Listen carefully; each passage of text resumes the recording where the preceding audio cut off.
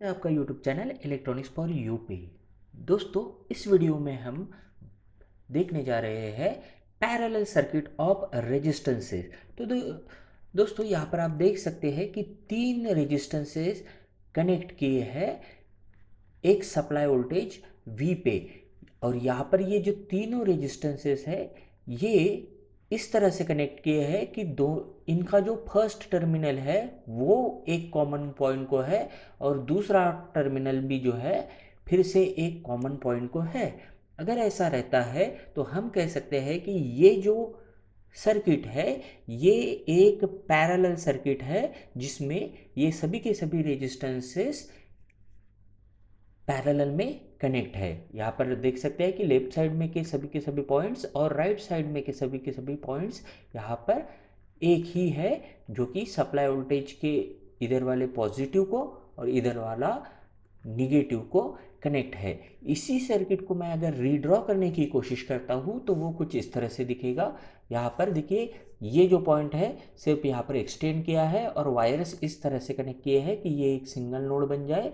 इस नोड को मैंने यहाँ पर नाम दिया है ए और जो दूसरा वाला नोड है इसको नाम दिया है बी। इसमें से जो करंट यहाँ पर फ्लो हो रहा है जिसे हम टोटल करंट कहते हैं ये है यहाँ पर आई। अब हम one by one parallel circuit में के डिफरेंट पैरामीटर्स जैसे कि वोल्टेज, करंट और रेजिस्टेंस को डिस्कस करने वाले हैं। तो सबसे पहले बात करते हैं वोल्टेजेस की। अब देखिए यहाँ पर ये अपना पैरेलल सर्किट है, फिर से ये उसका फर्स्ट नोड है और ये जो है ये सेकंड नोड है। नोड यानी एक कॉमन पॉइंट जहाँ पर सर्किट के डिफरेंट एलिमेंट्स कनेक्ट रहते हैं। तो यहाँ पर देखिए ए नोड जो है यहाँ पर तीन रेजिस्टेंसेस डायरेक्टली इसको कनेक्ट है और बी को भी तीन रेजिस्टेंसेस डायरेक्टली कनेक्ट है। तो यहाँ पर ये जो है सप्लाई वोल्टेज आप देख सकते हैं ये R3 को भी जा रहा है, R2 को भी जा रहा है और R1 को भी जा रहा है। इसका मतलब है सप्लाई वोल्टेज R1, R2 और R3 तीनों रेजिस्टेंसेस के लिए बिल्कुल कॉमन है। इसका मतलब है कि वो सभी के सभी रेजिस्टेंसेस के लिए सेम रहेगा। इसको हम लिख सकते हैं, अगर मैं सप्लाई वोल्टेज यहाँ पर इसको V1 कहूँ, इसको इसके अक्रॉस के सप्लाई वोल्टेज को V2 कहूँ और इसके अक्रॉस के सप्लाई वोल्टेज को V3 कहूँ, तो यहाँ पर V equal to V1 equal to V2 equal to V3 हो जाएगा। इसका मतलब है सभी की सभी जो वोल्टेजेस है वो सेम रहते हैं। तो पैरेलल सर्किट में supply voltage equal to individual voltage रहेगा और सभी की सभी वोल्टेजेस सेम रहेंगे जिसकी वैल्यू रहेगी सप्लाई वोल्टेज। अगर सप्लाई वोल्टेज 10 वोल्ट का है तो सभी रेजिस्टेंसेस के अक्रॉस में 10 वोल्ट्स आएंगे। सप्लाई वोल्टेज 20 का है तो सभी रेजिस्टेंसेस के अक्रॉस 20 वोल्ट आएगा। अब बात करते हैं रेजिस्टेंसेस की। तो ये है पैरेलल रेजिस्टेंसेस। पैरेलल रेजिस्टेंसेस को, अगर ये तीन रेजिस्टेंसेस है इसको मुझे सिंगल इक्विवेलेंट रेजिस्टेंस के साथ रिप्लेस करना है, यानी सिंगल रेजिस्टेंस के साथ रिप्लेस करना है तो उसे हम कहते हैं इक्विवेलेंट रेजिस्टेंस या फिर टोटल रेजिस्टेंस। तो यहाँ पर आप देख सकते हैं R1, R2 और R3 इनको मैंने एक सिंगल रेजिस्टेंस के साथ यहाँ पर रिप्लेस किया है और ये जो सिंगल रेजिस्टेंस है इसी को हम कहते हैं यहाँ पर इक्विवेलेंट रेजिस्टेंस और इसका फॉर्मूला रहेगा।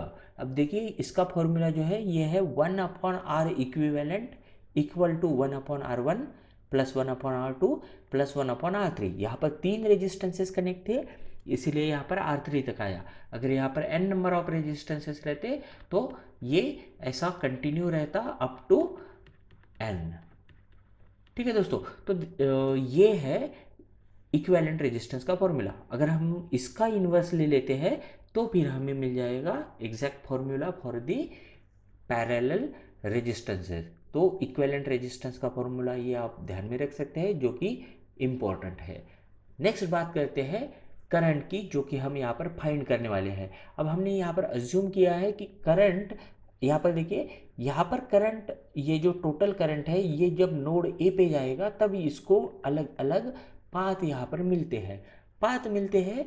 तो यहाँ पर ये जो करंट है ये फर्दर डिवाइड हो जाता है। मैंने इनमें से R1 में से जो करंट पास हो रहा है उसको I1 कहा है R2 में से पास हो रहा है करंट तो उसको I2 कहा है, और R3 में से जो करंट पास हो रहा है उसको I3 कहा है रिस्पेक्टिवली। तो ये I1, I2 और I3 तीन करंट्स हो गए। अब यहाँ पर आप देख सकते हैं कि हमारा जो इक्विवेलेंट रेजिस्टेंस का फॉर्मूला था ये वाला था 1/R equivalent equal to 1/R1 plus 1/R2 plus 1/R3। अब बात करते हैं ओम्स लॉ की। ओम्स लॉ से अगर हम करंट कैलकुलेट करते हैं, करंट ये वाला करंट, टोटल करंट I, तो यहाँ पर आप देख सकते हैं I will be equal to V/R। अब ये जो R है ये है टोटल रेजिस्टेंस। टोटल रेजिस्टेंस की बात की है तो इसको हमने ऑलरेडी इंडिकेट किया है आर इक्विवेलेंट से। ओके, हमने इसको आर इक्विवेलेंट से इंडिकेट किया है, तो I is equal to V upon R equivalent हो जाएगा। अब इंडिविजुअल करंट्स की बात करते हैं, तो ये करंट I1, I2 और I3। I1 का जो फॉर्मूला है फिर से V अपॉन R1 हो जाएगा। क्यों? क्योंकि यहाँ पर रेजिस्टेंस R1 में से ये पास हो रहा है, तो ये हो जाएगा V/R1। सिमिलरली I2 जो करंट है ये R2 में से फ्लो हो रहा है, इसीलिए I2 का फॉर्मूला V/R2 और I3 का फॉर्मूला V/R3 हो जाएगा। सेम लॉजिक से V यहाँ पर मैंने सभी के लिए V ही लिखा है, क्योंकि V यानी सप्लाई वोल्टेज जो कि V1, V2, V3 सभी के लिए सेम रहता है। ठीक है, क्योंकि V is equal to V1 equal to V2 equal to V3 यहाँ पर रहता है। अगर मैं I1 plus I2 plus I3 करने की कोशिश करूँगा तो मेरा इक्वेशन ये वैल्यूज़ यहाँ पर पुट कर दी तो कुछ इस तरह से दिखाई देगा। अब यहाँ पर से V अगर कॉमन लेते हैं तो V टाइम्स यहाँ पर 1/R1 plus 1/R2 plus 1/R3 हो जाएगा। अब हमें पता है कि ये जो वैल्यू है ये है यहाँ पर 1/R इक्विवेलेंट की, इसीलिए यहाँ पर V/R इक्विवेलेंट हो जाता है। यहाँ पर आप देख सकते हैं ये हो गया है V/R इक्विवेलेंट। अब V/R इक्विवेलेंट क्या है? तो V/R इक्विवेलेंट ऊपर देखिए ये है करंट I। ठीक है, इसीलिए मैं इसको यानी ये वाली जो टर्म है V/R इक्विवेलेंट इसको I के साथ रिप्लेस कर दूंगा, इसीलिए मेरा फॉर्मूला बन जाएगा I equal to I1 plus I2 plus I3। यहाँ पर तीन करंट्स थे इसीलिए यहाँ पर I1 plus I2 plus I3 आया। अगर मल्टीपल करंट्स रहते plus I4 plus I5 etcetera यहाँ पर हो सकता था। तो साथ में ही ये हो गया अपना current in the parallel circuit. यहाँ पर current in the parallel circuit हम डायरेक्टली किरचॉफ्स करंट लॉ से भी प्रूव कर सकते हैं। किरचॉफ्स करंट क्या रहता है, करंट लॉ क्या रहता है? Sum of incoming current at a node is equal to sum of outgoing current. यहाँ पर देखिए ये नोड ए है और इसकी तरफ करंट आई जा रहा है, इसीलिए I equal to sum of outgoing current. देखिए ए में से बाहर जो करंट निकल रहे हैं ये है I1, I2, I3, तो इनकी सम अगर मैं करता हूँ I1 plus I2 plus I3, तो इसीलिए ये I equal to I1 plus I2 plus I3 यहाँ पर हो जाता है। तो ये था currents in the parallel resistances. In short हम बात कर सकते हैं कि वोल्टेज जो रहता है ये इक्वल रहता है सभी कंपोनेंट्स के लिए। यहाँ पर सर्किट में हमारे रेजिस्टेंसेस कनेक्ट थे तो सभी के लिए यहाँ पर वोल्टेज जो था पैरेलल सर्किट में सेम रहेगा। करंट की बात करते हैं तो जो टोटल करंट है ये equal to sum of individual branch current रहेगा, जो कि अभी हमने इसका एक्सप्लेनेशन देखा था I equal to I1 plus I2 plus I3 and so on.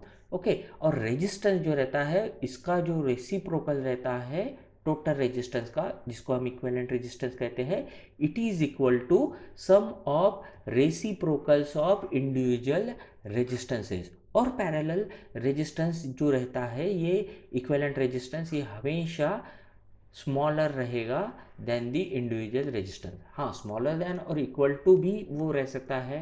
For example अगर दोनों 2 ओम के रेजिस्टेंसेस हैं तो वो इक्वल टू हो सकता है उस केस में। तो इस तरह से ये हमने पैरेलल सर्किट देखा है। नेक्स्ट वीडियो में हम बात करने जा रहे हैं कुछ हम पैरेलल सर्किट के प्रॉब्लम सॉल्व करने वाले हैं। और अगर दोस्तों आपको ये वीडियो पसंद आई तो अपने दोस्तों के साथ शेयर कीजिए और इस वीडियो को लाइक कीजिए और चैनल को सब्सक्राइब कीजिए। Thank you.